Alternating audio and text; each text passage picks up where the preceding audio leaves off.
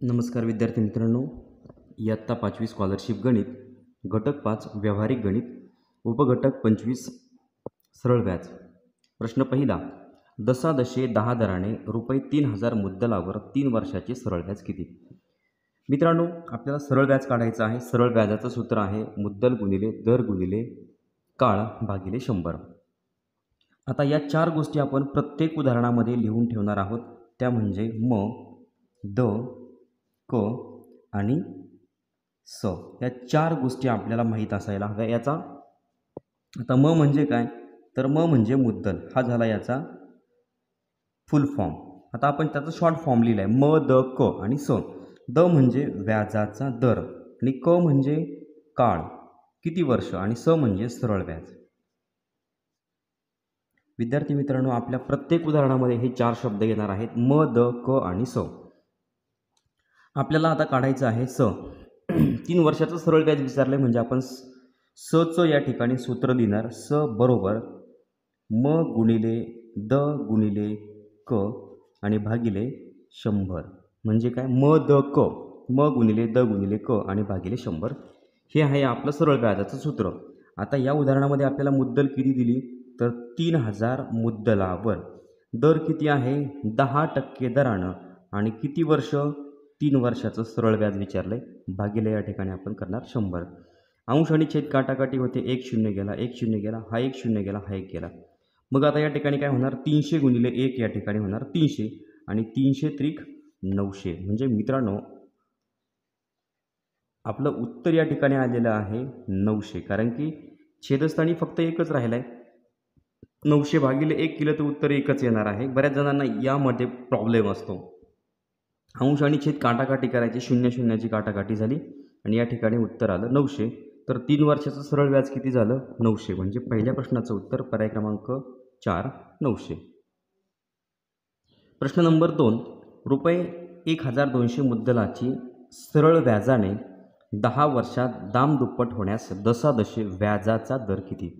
मित्रांनो, आपली रुपये 1000 मुद्दल आहे 1000 आणि 10 वर्षामध्ये आपल्याला जेवढी मुद्दल आहे तेवढंच व्याज मिळणार आहे. मग त्यासाठी व्याजाचा दर किती असायला हवा, म्हणजे आपल्याला शोधायचा आहे दर. मग त्या अगोदर पुन्हा आपण प्रत्येक उदाहरणामध्ये काय लिहितो, म, द, क आणि स. तर मित्रांनो, आपल्याला या ठिकाणी मुद्दल दिलेली आहे 1200. त्यानंतर व्याजाचा दर दिला आहे का, तर नाही, दर आपल्याला शोधायचा. त्यानंतर काळ दिला आहे का, काळ दिला आहे. 10 वर्षामध्ये या ठिकाणी दामदुप्पट झाली पाहिजे, म्हणजे जेवढी मुद्दल तेवढंच सरळ व्याज झालं पाहिजे. आणि सरळ व्याजसुद्धा आपल्याला या ठिकाणी दिलेलं आहे. सरळ व्याज आहे 1200. जेवढी मुद्दल तेवढंच सरळ व्याज आणि 10 वर्षामध्ये. मग किती व्याजाचा दर असायला हवा, म्हणजे आपल्याला काय मिळेल, दामदुप्पट रक्कम मिळेल. मुद्दला एवढीच व्याजाची रक्कम आपल्याला शोधायचं आहे द. मित्रांनो, दचं सूत्र आहे द बरोबर स गुणिले 100 भागिले म गुणिले क. मित्रांनो, हे आहे दर शोधण्याचं सूत्र. आता स म्हणजे सरळ व्याज. सरळ व्याज किती आहे, तर 1200 गुणिले 100 भागिले मुद्दल किती आहे, पुन्हा मुद्दल आहे 1200 आणि क म्हणजे काळ, काळ आहे या ठिकाणी 10 वर्ष. अंश छेद काटाकाटी होते, 1 0 गेला, 1 0 गेला. त्या ठिकाणी पुन्हा हा 1 0 गेला, हा 1 0 गेला, पुन्हा हा 0 गेला, हा 0 गेला.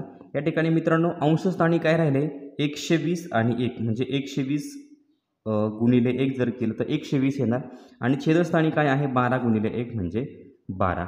आता मित्रांनो, या दोघांचा जर आपण या ठिकाणी भागाकार केला तर 12 10 120, 12 10 120 म्हणजे आपलं उत्तर मिळालं 10. 120 भागिले जर 12 केलं तर मित्रांनो उत्तर मिळणार 10.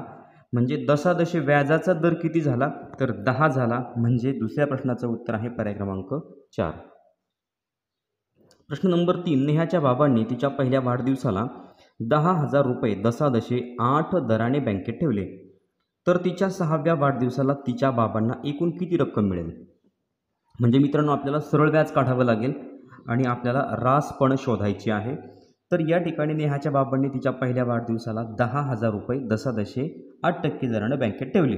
म्हणजे आपण आपल्या मेन गोष्टी या ठिकाणी लिहून घेणार, म, द, क आणि त्यानंतर स.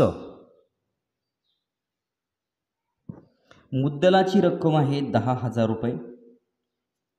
दर दिलाय आपल्याला 8% दरानं, 8%.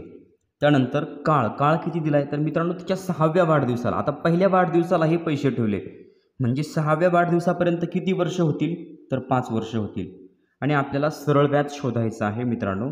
आणि त्यानंतर आपण रास पण शोधणार आहोत. तर एकूण किती रक्कम मिळेल म्हणजे रास. आता रासचं सूत्र आहे सरळ व्याज अधिक मुद्दल, स अधिक म. स म्हणजे सरळ व्याज, म अधिक मुद्दल. मित्रांनो आपल्याला सर्वात अगोदर सरळ व्याज शोधायचं आहे. सरळ व्याजाचं सूत्र आहे म द क. म गुणिले द गुणिले क आणि भागिले 100. हे झालं सरळ व्याजाचं सूत्र. मित्रांनो आपण सुरुवातीला सरळ व्याज शोधतोय. मग आता 10,000 गुणिले 8 गुणिले 5 भागिले या ठिकाणी 100. अंशछेद काटाकाटी 1 शून्य गेला, 2 शून्य गेले आणि 2 शून्य गेले. मग या ठिकाणी किती राहिले 8×45. अंशस्थानी काय राहील 8×45 आणि या ठिकाणी आणि हे 100वरची या ठिकाणी 2 शून्य. म्हणजे मित्रांनो सरळ व्याजाची रक्कम किती आली तर सरळ व्याजाची रक्कम आली 4,000.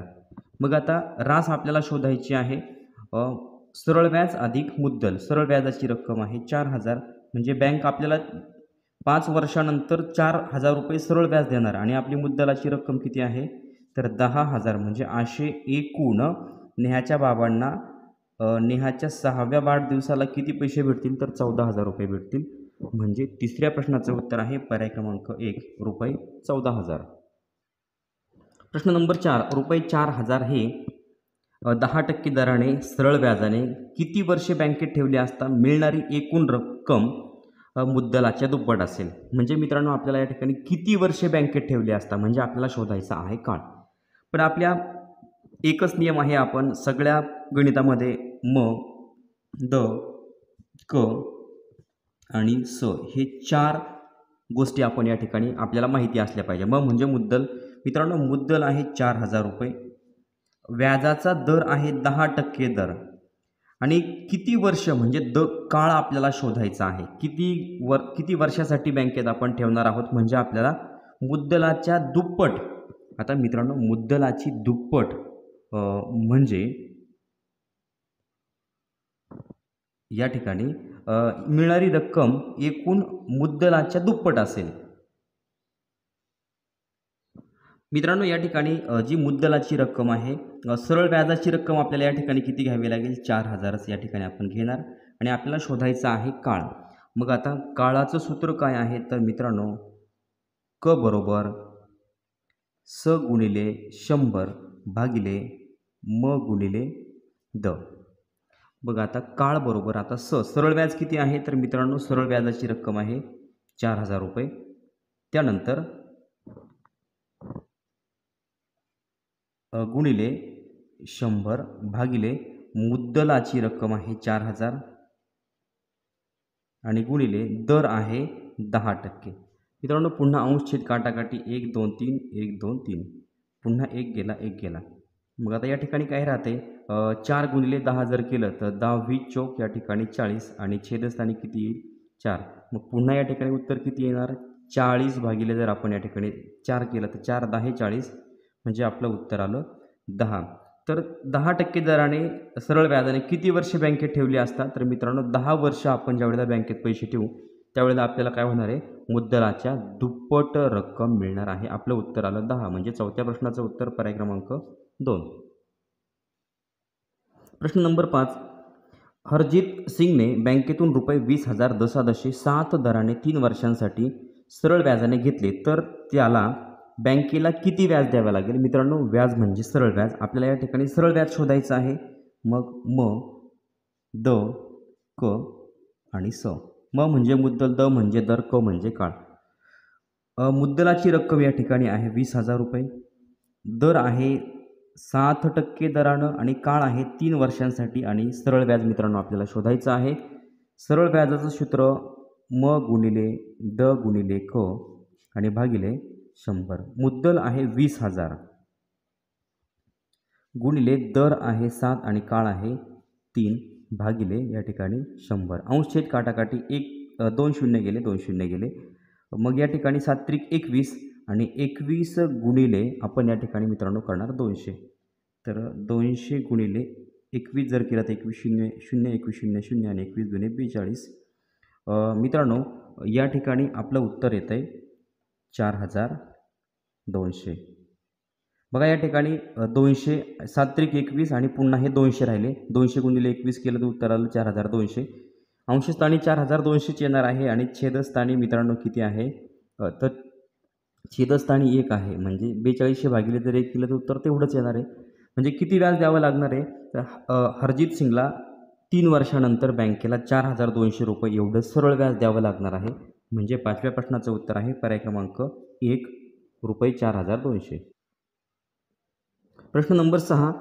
1 रुपयाचे एका महिन्याचे व्याज 1 पैसा असल्यास तो व्याजदर दशादशे किती झाला. मित्रांनो एक महत्त्वाचं 1 रुपया बरोबर 100 पैसे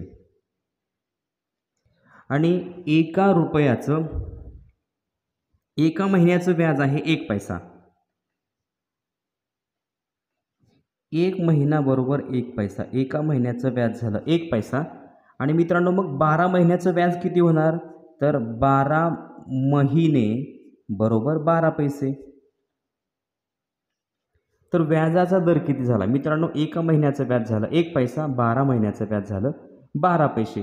आता 12 पैसे म्हणजे 100 पैसे म्हणजे या ठिकाणी 1 रुपया म्हणजे 12 पैसे म्हणजे किती झालं तर ते 12% झालं. म्हणजे दशादशे तो व्याजदर दशादशे किती झाला तर तो व्याजदर दशादशे झाला मित्रांनो 12. म्हणजे 6व्या प्रश्नाचं उत्तर पर्याय क्रमांक 3 12. कारण की 1 रुपया म्हणजे 100 पैसे आहे.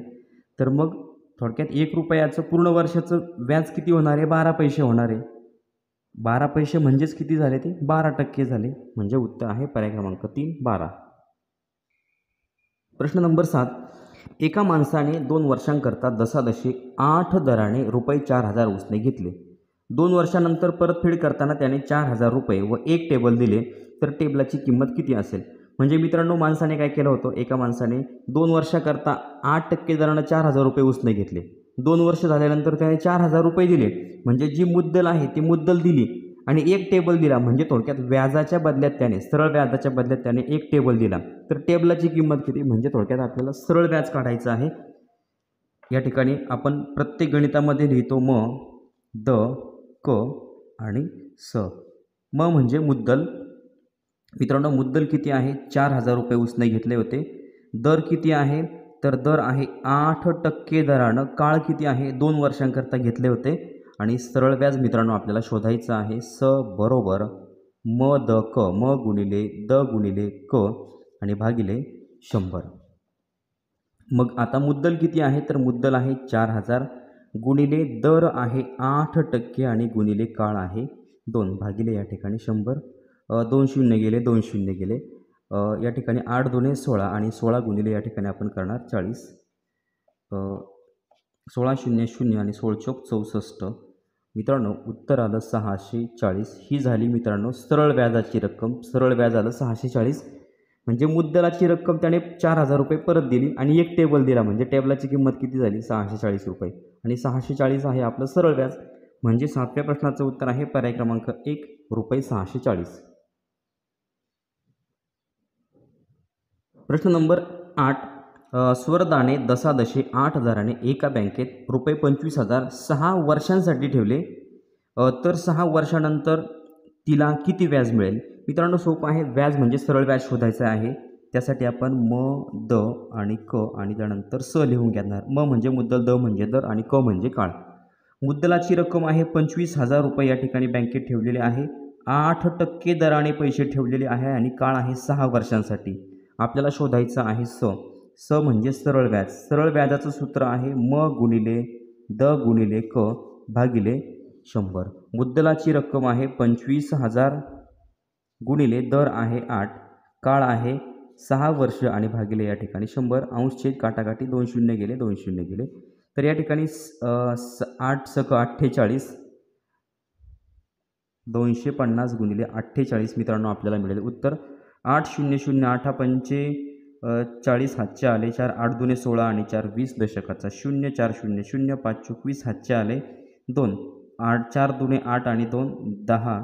तर या ठिकाणी 0 0 0 2 आणि या ठिकाणी 1. म्हणजे मित्रांनो उत्तर आलेलं आहे 12,000. सरळ व्याज किती आलं आहे 12,000. 6 वर्षानंतर तिला किती व्याज मिळेल तर या ठिकाणी 12,000 रुपये व्याज मिळणार आहे. म्हणजे 8व्या प्रश्नाचं उत्तर आहे पर्याय क्रमांक 1 रुपये 12,000. प्रश्न नंबर 9. संजीवने काही रक्कम दसादशे 5 दराने 3 वर्षे बँकेत ठेवली. 3 वर्षानंतर त्याला रुपये 1,500 सरळ व्याज मिळाले तर त्याने किती रक्कम बँकेत ठेवली होती. मित्रांनो किती रक्कम म्हणजे आपल्याला या ठिकाणी मुद्दलच शोधायची आहे. प्रत्येक गणितामध्ये आपण लिहितो म द क आणि स. म म्हणजे मुद्दलाची रक्कम मित्रांनो आपल्याला शोधायची आहे. दर दिलेला आहे आपल्याला दसादशे 5% दरानं 3 वर्षांसाठी. काळ आहे 3 वर्ष आणि सरळ व्याज सुद्धा दिलंय. सरळ व्याज आहे 1,500. मित्रांनो आपल्याला शोधायचं आहे म. आता या ठिकाणी मचं सूत्र आहे स गुणिले 100 भागिले द गुणिले क. आता सरळ व्याज आहे 1,500 गुणिले 100. त्यानंतर दर आहे 5 आणि काळ आहे 3. 5 गुणिले 3. अंशछेद काटाकाटी होते मित्रांनो. या ठिकाणी काटाकाटी व्हायला काहीच नाही आहे. तर या ठिकाणी हे 1500 आहे असेच लिहिणार आणि 100वरचे 2 शून्य म्हणजे किती झाले तर 1,00,000 या ठिकाणी 50,000 आणि 5 त्रिक 15. मित्रांनो या ठिकाणी आपल्याला भागाकार करावा लागेल. 15 1 15 आणि या ठिकाणी 1 2 3 4 हे 4 शून्य लिहिले 1 2 3 आणि 4 म्हणजे मित्रांनो किती या ठिकाणी उत्तर येणार तर उत्तर आपले आलं या ठिकाणी 10,000. मित्रांनो अंशछेद काटाकाटी या ठिकाणी करण्यासाठी काहीच नाही आहे. 15 1 15 आणि हे 4 शून्य आहे असेच लिहून टाकले म्हणजे झाले 10,000. तर त्याने किती रक्कम बँकेत ठेवली होती तर मित्रांनो आपल्याला मुद्दल या ठिकाणी मिळालेलं आहे. तर मुद्दलाची रक्कम आहे 10,000 बँकेत ठेवले होते. त्यावेळेला त्याला 3 वर्षानंतर बँकेनं 1,500 रुपये व्याज दिलं. आपलं उत्तर आलं. 9व्या प्रश्नाचं उत्तर आहे पर्याय क्रमांक 2. त्याने बँकेत 10,000 रुपये ठेवले होते. प्रश्न नंबर 10. दीपने 2,000 रुपये 4 वर्षांसाठी दसादशे 8 दराने ठेवले व परीने 4,000 रुपये 4 वर्षांसाठी दसादशे 4 दराने ठेवले तर 4 वर्षानंतर दोघांना मिळणाऱ्या रकमांमधील संबंध काय असेल. मित्रांनो या ठिकाणी दीप आणि परी. आता दीपने काय केलंय आणि परीने काय केलंय तर दीपने या ठिकाणी पुन्हा आपण लिहून घेणार म द क आणि त्यानंतर या ठिकाणी आहे परी. परीसाठी सुद्धा म द आणि क. मित्रांनो आपल्याला दोनही ठिकाणी सरळ व्याज शोधायचं आहे. दीपने बँकेत किती पैसे ठेवले 2,000 रुपये ठेवले. दर आहे 8% दरानं. 4 वर्षांसाठी काळ आहे 4 वर्ष आणि आपल्याला या ठिकाणी शोधायचं आहे स. त्यानंतर परीनं किती पैसे ठेवले. परीची मुद्दल आहे 4,000 रुपये. 4 वर्षांसाठी काळ आहे 4 वर्ष आणि दसादशे 4% दरानं. तर या ठिकाणी आपल्याला शोधायचं आहे सरळ व्याज बरोबर किती. तर मित्रांनो आपल्याला माहिती आहे सरळ व्याजाचं सूत्र म गुणिले द गुणिले क. तर या ठिकाणी मी लिहितो स बरोबर आता डायरेक्ट म द क लिहितो 2,000 गुणिले 8 गुणिले 4 भागिले 100. अंशछेद काटाकाटी 2 शून्य गेले 2 शून्य गेले 8 चोक 32 आणि 32 गुणिले 20. 20 दुने 40 हातचे आले 4 20 त्रिक 60 आणि 64. मित्रांनो या ठिकाणी दीपला जे सरळ व्याज मिळणार आहे ते आहे 640. त्यानंतर आता परी पुन्हा या ठिकाणी सरळ व्याजाचं सूत्र स बरोबर म द क म्हणजे 4,000 गुणिले 4 गुणिले 4 आणि भागिले या ठिकाणी 100. अंशछेद काटाकाटी 2 शून्य गेले 2 शून्य गेले 4 चोक 16 16 चोक सॉरी या ठिकाणी आणखीन एक मित्रांनो शून्य राहिलेला आहे. म्हणजे हा शून्य गेला 4 चोक 16 आणि 16 चोक 64. मित्रांनो या ठिकाणी सुद्धा सरळ व्याजाची रक्कम येते 640. म्हणजे दीपला किती सरळ व्याज मिळते 640. परीला सुद्धा 640 रुपये सरळ व्याज मिळते. म्हणजे आपल्या उत्तरामध्ये आपल्याला काय दिसते दोघांना समान. दोघांच्या रकमांमधील फरक काय, संबंध काय आहे, तर दोघांना समान या ठिकाणी सरळ व्याज मिळतं. म्हणजे 10व्या प्रश्नाचं उत्तर आहे पर्याय क्रमांक 3, दोघांना समान. प्रश्न नंबर 11. दशादशे 4 दराने 5,000 रुपयांचे सरळ व्याज मुद्दलाच्या दुप्पट होण्यासाठी किती वर्षे लागतील? म्हणजे जे सरळ व्याज आहे ते मुद्दलाच्या दुप्पट झालं पाहिजे आणि त्यासाठी किती वर्षे लागतील, म्हणजे मित्रांनो आपल्याला या ठिकाणी शोधायचं आहे काळ. त्यासाठी आपण अगोदर लिहून घेऊयात म, द, क आणि स. तर मुद्दलाची रक्कम मित्रांनो आपल्याला दिलेली आहे 5,000 रुपयांचे, म्हणजे 5,000 झालं मुद्दल. दर किती दिलेला आहे, तर दशादशे 4 दराने म्हणजे 4% हा झाला दर. त्यानंतर काळ मित्रांनो किती वर्षे लागतील, म्हणजे काळ आपल्याला शोधायचा आहे. आणि सरळ व्याज किती झालं पाहिजे, मुद्दलाच्या दुप्पट, म्हणजे सरळ व्याजाची रक्कम असली पाहिजे 10,000 रुपये. आणि आता या ठिकाणी आपल्याला सूत्र लिहायचं आहे काळ क बरोबर मित्रांनो काळाचं सूत्र आहे स गुणिले 100 भागिले म गुणिले द. तर आता सरळ व्याज किती आहे, सरळ व्याज आपल्याला या ठिकाणी दिलेलं आहे 10,000 रुपये गुणिले 100 भागिले म गुणिले द. मुद्दल आहे 5,000 आणि दर आहे 4. अंशछेद काटाकाटी 1 0 गेला, 1 0 गेला, हा 1 0 गेला, हा 1 0 गेला, हा 0 गेला, हा 0 गेला. वर या ठिकाणी काय राहिलं मित्रांनो, तर या ठिकाणी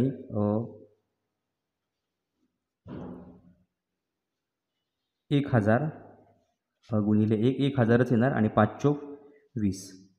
तर या ठिकाणी मित्रांनो आपल्याला भागाकार करावा लागणार आहे. तर 20 पंचे 100 आणि 20 0 0 म्हणजे मित्रांनो 1,000 भागिले जर 20 केलं तर या ठिकाणी उत्तर येतं 50. तर बघा सरळ व्याजाची रक्कम जी आहे ती मुद्दलाच्या दुप्पट होण्यासाठी किती वर्षे लागतील, तर मित्रांनो 50 वर्षे लागतील. हे गणित या ठिकाणी जो हा भागाकार आहे तुमच्या लक्षात आलेला असेल. 1,000 भागिले 20 करून बघा उत्तर 50 येतं. 50 वर्षे लागतील म्हणजे 11व्या प्रश्नाचं उत्तर पर्याय क्रमांक 1 50. प्रश्न नंबर 12. राहुलने रुपये 15,000 3 वर्षांसाठी काही दराने संतोषला वापरायला दिले. संतोषने त्याला रुपये 4,500 व्याज दिले, तर व्याजाचा दर दशादशे किती असेल? मित्रांनो व्याजाचा दर विचारला आहे आपल्याला, दर शोधायचा आहे. प्रत्येक उदाहरणामध्ये आपण म, द, क आणि स. म म्हणजे मुद्दल, द म्हणजे दर, क म्हणजे काळ आणि स म्हणजे सरळ व्याज. मुद्दलाची रक्कम आहे 15,000 रुपये. राहुलने रुपये 15,000 रुपये 3 वर्षांसाठी म्हणजे काळ दिला आहे आपल्याला 3 वर्षांसाठी वापरायला दिले आणि संतोषनं 4,500 रुपये व्याज पण दिलेलं आहे. तर व्याजाचा दर किती असेल, तर व्याजाचा मित्रांनो आपल्याला शोधायचा आहे दर. आता दचं सूत्र काय आहे, द बरोबर स गुणिले 100 भागिले म गुणिले क. आता या ठिकाणी सरळ व्याज आहे 4,500 गुणिले 100 भागिले मुद्दलाची रक्कम आहे 15,000 आणि काळ आहे या ठिकाणी 3. तर या ठिकाणी अंशछेद काटाकाटी 1 0 गेला, 1 0 गेला, हा 1 0 गेला, हा 1 0 गेला, हा 0 गेला, हा 0 गेला. अंशस्थानी काय आहे तर 450 आणि छेदस्थानी आहे 15 गुणिले 3 15 त्रिक 45. मित्रांनो 45 10 450. या ठिकाणी व्याजाचा दर किती असेल, तर व्याजाचा दर दशादशे किती असेल 10 म्हणजे 12व्या प्रश्नाचं उत्तर आहे पर्याय क्रमांक 1 10% दरानं. प्रश्न नंबर 13. रुपये 500 मुद्दलाचे दशादशे 8 दराने 3 वर्षाचे सरळ व्याज किती? अतिशय सोपा प्रश्न आहे मित्रांनो. सरळ व्याज विचारलंय म, द, क. म म्हणजे मुद्दल 500, दर आहे 8% आणि 3 वर्षाचं सरळ व्याज किती? आता सरळ व्याजाचं सूत्र आहे स बरोबर म गुणिले द गुणिले क भागिले 100. मुद्दलाची रक्कम आहे 500, दर आहे 8 आणि काळ आहे 3 वर्ष भागिले 100. अंशछेद काटाकाटी 2 0 गेले, 2 0 गेले, 5 8 40 आणि 40 त्रिक 120. मित्रांनो उत्तर आलं 120. आता छेदस्थानी एकच आहे याचा विचार नाही करायचा, कारण की 120 भागिले 1 केलं तर उत्तर 120च येणार आहे. म्हणजे 3 वर्षाचं सरळ व्याज किती आहे 120 रुपये. म्हणजे 13व्या प्रश्नाचं उत्तर आहे पर्याय क्रमांक 2 रुपये 120. प्रश्न नंबर 14, रोहितने दशादशे 7 दराने एका मुद्दलाचे 3 वर्षाचे सरळ व्याज रुपये 2520 मिळाले. तर मुद्दल किती? मित्रांनो या ठिकाणी आपल्याला शोधायचे आहे मुद्दल. प्रत्येक गणितामध्ये आपण लिहितो म, द, क आणि स. म म्हणजे मुद्दल, द म्हणजे दर, क म्हणजे काळ. मुद्दलाची रक्कम आपल्याला या ठिकाणी माहीत नाही आहे. व्याजाचा दर दिलाय 7%, काळ दिलाय 3 वर्ष आणि सरळ व्याज रक्कम दिलेली आहे 2520. तर आपल्याला शोधायचं आहे म बरोबर, म म्हणजे मुद्दल, त्याचं सूत्र आहे स गुणिले 100 भागिले द गुणिले क. सरळ व्याज आहे 2520 गुणिले 100 भागिले दर आहे या ठिकाणी 7 आणि काळ आहे 3. अंशछेद काटाकाटी होते मित्रांनो, या ठिकाणी काटाकाटी होणार नाही. 2520 हे आहे असेच लिहून घेतले. 100वरचे 2 शून्य म्हणजे गुणाकार केला तर किती येणार आहे? 2,52,000 आणि 7×21 भागिले 21. मित्रांनो हा भागाकार आपण या ठिकाणी करूयात. मी पूर्ण भागाकार करून दाखवतो. 2,52,000 भागिले 21. 21 एक 21, बाकी उरली या ठिकाणी 4 वरून घेतले 2. 21 दुणे 42 आणि या ठिकाणी 21,00,000 21,00,000 21,00,000. मित्रांनो या ठिकाणी आपलं उत्तर आलं 12,000. तर मुद्दलाची रक्कम आहे 12,000. म्हणजे 14व्या प्रश्नाचं उत्तर आहे पर्याय क्रमांक 4, 12,000. प्रश्न नंबर 15, ऋतुजाने प्रणवला दशादशे 8 दराने रुपये 2,500 6 महिन्यांसाठी सरळ व्याजाने दिले. तर प्रणव ऋतुजाला 6 महिन्यांचे किती व्याज देईल? मित्रांनो या ठिकाणी पुन्हा आपल्याला व्याज शोधायचं आहे. म,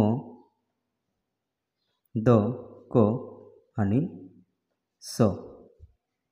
म म्हणजे मुद्दल. मित्रांनो मुद्दलाची रक्कम आहे 2,500.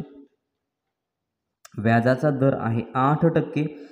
काळ आपल्याला दिला आहे 6 महिन्यांसाठी. मित्रांनो आपण 1 वर्षाचं काढू आणि त्याचा आपण 6 महिने करणार किंवा 0.5 केलं तरी या ठिकाणी चालू शकतं. सरळ व्याज आपल्याला शोधायचं आहे. आता तर किती व्याज देईल म्हणजे सरळ व्याज शोधायचं. सचं सूत्र आहे म द क. म गुणिले द गुणिले क आणि भागिले 100. मुद्दलाची रक्कम आहे 2,500. दर आहे 8 आणि काळ आहे 0.5 भागिले 100. मित्रांनो अंशछेद काटाकाटी होते. 2 शून्य गेले 2 शून्य गेले. आता या ठिकाणी फक्त वरचा आपण या ठिकाणी गुणाकार करणार. 25 8 मित्रांनो 200 आणि 200 गुणिले आपण करणार 0.5. तर आता 5,000 5 दुणे 10. आता या ठिकाणी काय करणार मित्रांनो, या शून्याने गुणण्याची आवश्यकता नाही. एका संख्येनंतर जर दशांश चिन्ह दिलं तर आपलं उत्तर या ठिकाणी किती येते मित्रांनो? 100. 200 गुणिले जर आपण 0.5 केलं तर उत्तर येणार आहे 100. हे बघा या ठिकाणी एका संख्येनंतर दशांश चिन्ह 100 म्हणजे 6 महिन्याचं सरळ व्याज किती झालं? तर 100 झालं. म्हणजे 15व्या प्रश्नाचं उत्तर आहे पर्याय क्रमांक 1 रुपये 100. मित्रांनो या ठिकाणी 0.5 करू शकता तुम्ही किंवा पाहिजे तर एका वर्षाचं काढा आणि जे सरळ व्याज एका वर्षाचं मिळेल त्यातून त्याच्या अर्ध करा म्हणजे आपल्याला मिळेल ते 6 महिन्याचं. प्रश्न नंबर 16, दशादशे काही दराने रुपये 5,000चे 3 वर्षांचे सरळ व्याज रुपये 1,350 होते. तर व्याजाचा दर किती? मित्रांनो आपल्याला शोधायचा आहे दर. दशादशे आता प्रत्येक उदाहरणामध्ये आपण लिहून घेतो म, द, क आणि स. व्याजाचा दर शोधायचा आहे. द बरोबर प्रश्नचिन्ह. मुद्दलाची रक्कम आहे 5,000. काळ दिला आहे आपल्याला 3 वर्ष आणि सरळ व्याज आहे 1,350. मग आता दचं सूत्र काय आहे? द बरोबर स गुणिले 100 भागिले म गुणिले क. मग आता सरळ व्याज आहे 1,350 गुणिले 100 भागिले मुद्दलाची रक्कम आहे 5,000 गुणिले काळ 3 वर्ष. अंशछेद काटाकाटी 1 शून्य गेला 1 शून्य गेला, हा 1 शून्य गेला, हा 1 शून्य गेला, 1 शून्य गेला, 1 शून्य गेला. मित्रांनो अंशस्थानी काय राहील? तर या ठिकाणी 135 आणि गुणिले 1 केलं तर 135च येणार आहे. आणि छेदस्थानी काय 5 त्रिक 15, 135 भागिले जर 15 केलं तर 15 9 135, म्हणजे व्याजाचा दर किती आला मित्रांनो 10.9. 9 हा या ठिकाणी व्याजाचा दर आला. म्हणजे 16व्या प्रश्नाचं उत्तर आहे पर्याय क्रमांक 3 10.9. मित्रांनो या ठिकाणी सरळ व्याज हा जो टॉपिक आहे या टॉपिकवरील स्वाध्याय संपलेला आहे. 16च्या 16 प्रश्न मी या ठिकाणी सोडून दाखवलेले आहेत. पुढचा व्हिडिओ पुढच्या टॉपिकवर असेल. चॅनलवर नवीन असाल तर चॅनल सबस्क्राईब करा. व्हिडिओ आवडला तर लाईक करा, कमेंट करून कळवा आणि आपल्या मित्रांना शेअर करायला विसरू नका. धन्यवाद.